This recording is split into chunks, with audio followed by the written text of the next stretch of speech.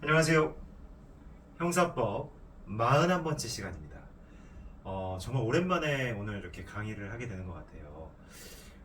사실 그동안 좀 너무 많이 바빠서 제가 영상을 잘 못 찍었습니다.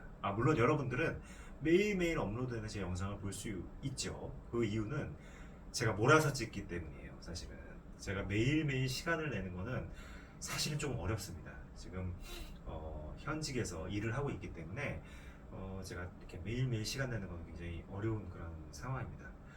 근데 최근에 너무 바빠서 제가 한 2주 정도 이렇게 영상 찍을 시간이 없었어요. 그래서 정말 오랜만에 이렇게 영상 찍으러 왔더니 또 저 혼자 이렇게 외롭게 찍고 있는데도 굉장히 좀 기분이 설레이기도 하고, 또 혹시나 저를 보고 있을 또 여러분들에게 이렇게 오랜만에 이렇게 제 모습을 보여야 된다니 또 긴장되고 좀 떨리기도 하고 좀 그런 상황입니다.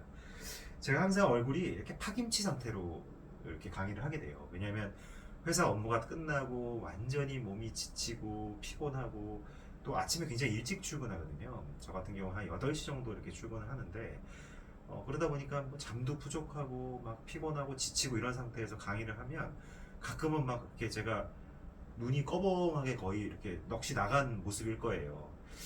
그렇지만 그럼에도 불구하고 여러분과 첫날 약속을 제가 했던가요? 제 스스로는 약속을 했습니다. 절대로 월화수목금 일일 일제를 놓치지 않겠다. 여러분과 계속 호흡하겠다. 그리고 언젠가는 여러분이 계신 곳으로 가겠다. 여러분이 계신 곳이 뭐 신림동일 수도 있고 노량진일 수도 있고, 아니면 뭐 TV 영상일 수도 있고 유튜브일 수도 있고, 뭐 여러 가지 그런 공간이 있겠지만 좀 조금 더 가까운 곳에서 여러분에게 강의를 할 수 있는 그런 날을 항상 생각하고 있습니다, 여러분. 그래서 하여튼 제가 이렇게 가끔 또 이렇게 강의하다 보니까 어색하고 또 되게 좀 어버버버하고 이렇더라도 너무 저를 미워하지 마시고 너그럽게, 여러분이 강의하는데 여러분이 공부하는데 조금이라도 도움이 될 수 있으면 저는 정말 너무나 행복하고 기쁠 것 같아요. 제가 바라는 건 그거 이상 뭐 그 이하도 아닙니다. 그래서 여러분들께 조금이나마 도움을 드릴 수 있는 그런 원해 변호사가 되도록 하겠습니다. 자, 오늘도 23년도 1차 경찰 공무원 시험이 아니네요. 23년도 경찰 간부 시험. 23년도 경찰 간부 시험의 14번 문제를 여러분과 함께 풀어보겠습니다. 드디어 형법 강론 쪽으로 또 들어가게 됐고요. 단순한 판례상, 그 다음에 이제 특별법에 대한 이해가 어느 정도 되어 있느냐, 이런 부분을 묻는 거기 때문에 제 교재나 뭐 PPT 자료를 통한 이론 설명은 따로 하지 않고 바로 문제로 들어가도록 하겠습니다. 자, 오늘 문제는 생각보다는 되게 오답률이 좀 높을 수 있을 것 같아요. 저는 굉장히 좀 어렵게 느껴졌거든요, 이 문제를 풀었을 때.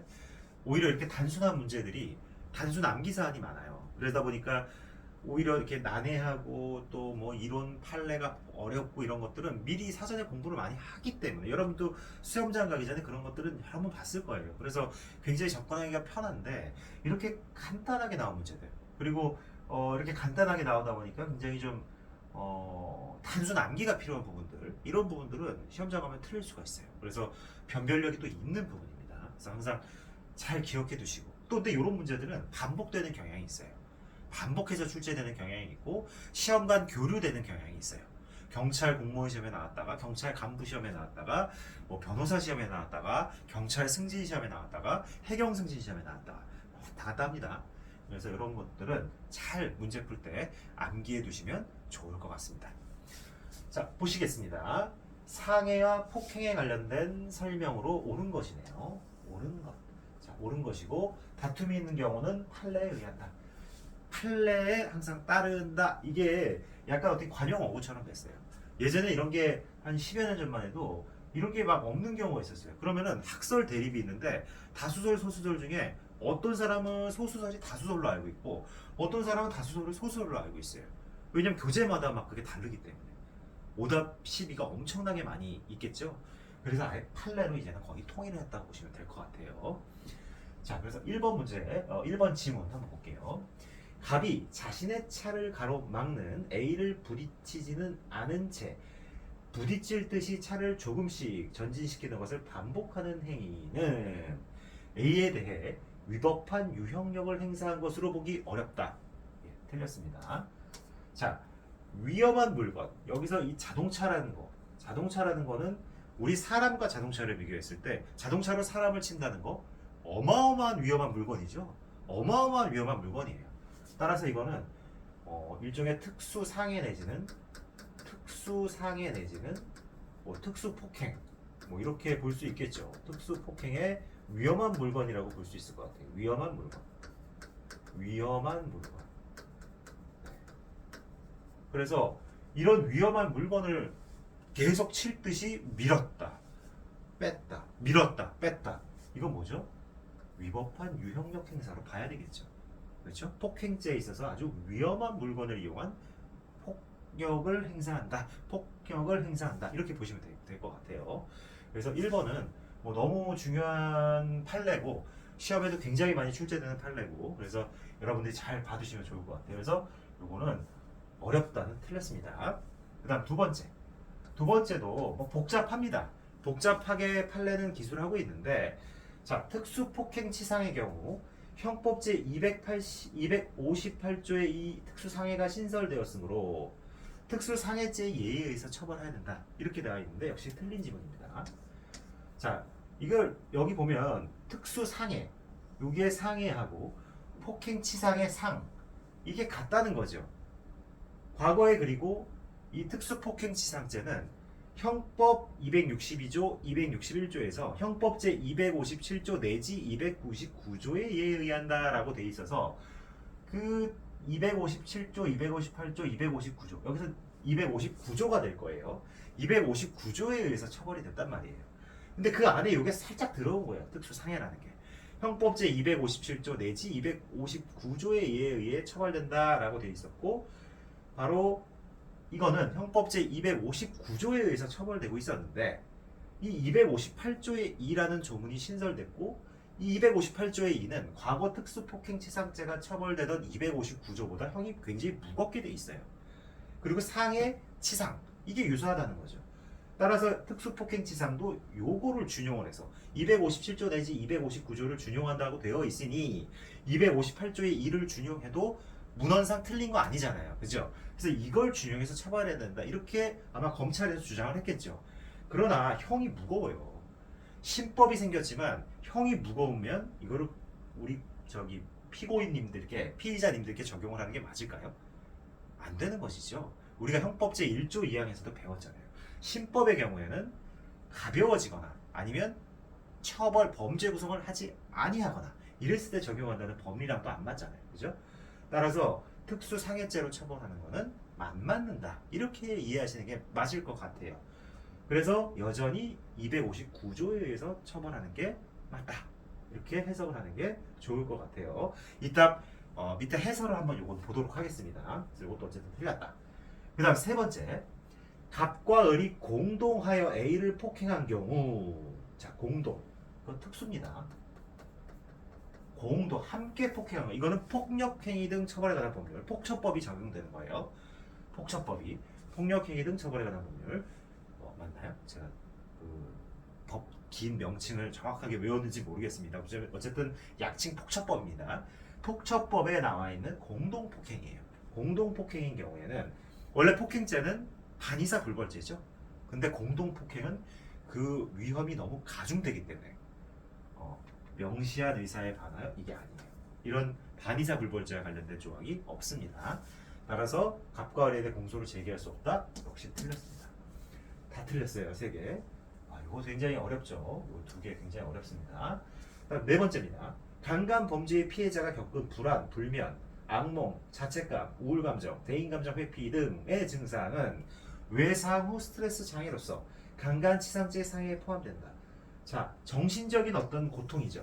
정신적인 고통. 이런 것들도 외상 후 스트레스 장애, 상해죄에 해당된다는 게 판례 입장입니다. 암기해 두셔야 돼요. 육체적으로 내가 어떤 상처를 입어야만 상해가 아닙니다.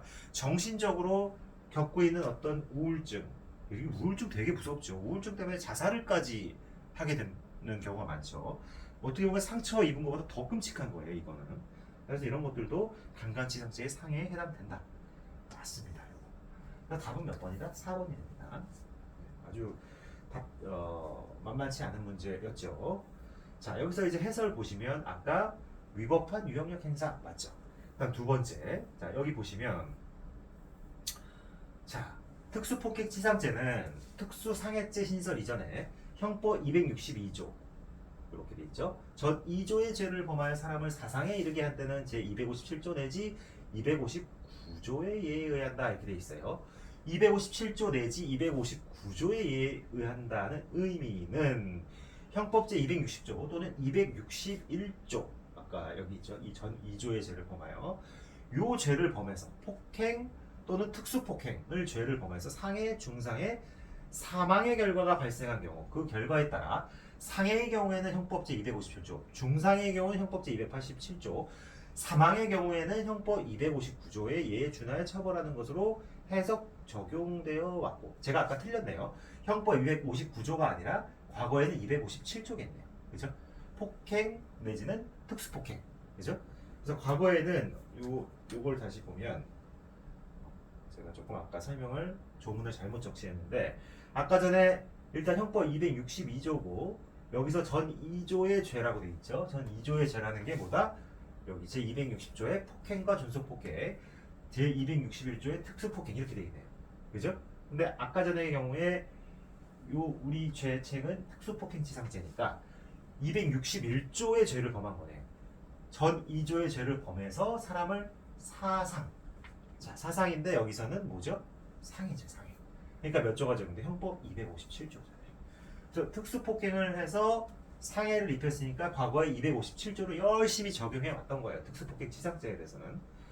자, 이렇게 됐는데 또 다시 끄고 내려가면 근데 특수상해죄가 258조의 2로 신설이 됐으니 그리고 262조는 여전히 257조 내지 259조의 예에 의한다라고 되어 있으니 형법 제 258조의 2가 포함됐죠. 그래서 특수폭행치상의 경우도 이 특수상해에 해당되는 형법 제 258조의 2제 1항의 예에 의하여 처벌될 여지도 있어진 거죠. 근데 아까 뭐라고 그랬어요? 뭐라고 했죠 제가? 중요한 부분이에요. 여기가 제일 중요한 거예요 결국은. 뭐라고 그랬냐면 형벌 규정의 해석에 관한 법리와 이게 아까 제가 말한 1조 2항의 법리죠. 형이 오히려 무거워졌단 말이에요.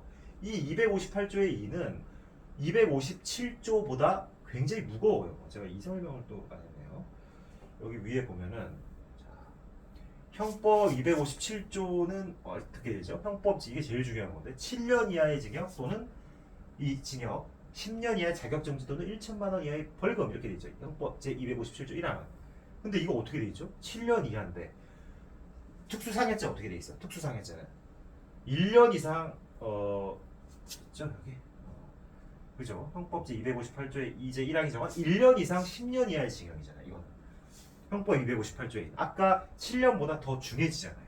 그죠? 그러니까 여기서 말한 다시 또 제가 메모를 켜서 보시면 그렇게 되면은 형벌 규정의 해석에 관한 법리 1조 2항의 법리죠. 더 무거워지잖아요. 1년 이상 10년 이하, 7년 이하보다. 그죠? 그 다음에 258조의 신설 경위라든지 이런 것들을 봤을 때 이 특수 그리고 이게 우리가 유추 해석을 하는 거잖아요. 어떻게 보면 특수폭행 치상하고 특수상해가 같은 건 아니잖아요. 상자 같다고 해가지고 같다고 볼 수는 없잖아요. 특수상해라는 거는 처음부터 상해의 고의를 가진 거고 특수폭행 치상은 폭행의 고의를 가졌다가 그것이 상해의 결과까지 발생한 결과적 가중범이잖아요. 따라서 유추 해석할 수 있는 그런 범죄가 아니에요. 그렇기 때문에 이런 어떤 법리와 형벌 규정 해석에 관한 법리, 뭐 1조 2항의 어떤 그런 법리, 유추 해석 금지 원칙의 법리, 또 이런 것들을 종합적으로 감안했을 때 여전히 요 257장의 7조 1항의 예에 처벌하는 것이 타당하다는 거죠. 줄을 막 이상하게 원한대요. 여전히 형법 제 257조 1항의 예에 의해 처벌하는 것이 맞다는 거죠. 아시겠습니까? 그래서 1조 2항의 어떤 논리 내지는 유추 해석 금지 원칙의 논리, 그죠? 그거에 따르면 더 무거운 죄잖아요. 특수상해죄는. 그리고 결과적 가중범과 이건 상해죄는 그냥 고의범이잖아요. 이거하고의 어떤 불일치 이런 걸 전제로 했을 때 여전히 예전처럼 257조에 따라서 처벌해야 된다는 겁니다. 됩니다. 아까 259조라고 설명했는데 그건 제가 잘못 설명한 겁니다. 257조에 따라서 특수폭행치상죄는 처벌해야 된다. 이렇게 이해하시면 될 것 같아요. 그래서 굉장히 좀 어려운 문제였고요. 그 다음에 세 번째, 공동폭행이라는 것은 반의사 불벌죄가 아니라는 거. 그 다음에 상해라는 것은 정신적 상해도 포함된다는 거. 아시겠죠? 이렇게 간단한 문제였지만 짚고 넘어가야 될 부분이 대단히 많은 그런 문제였습니다. 여러분들 아주 잘 집중해 주시고 이 문제 OX 잘 체크해 두세요. 네, 오늘 여기까지 하겠습니다. 감사합니다.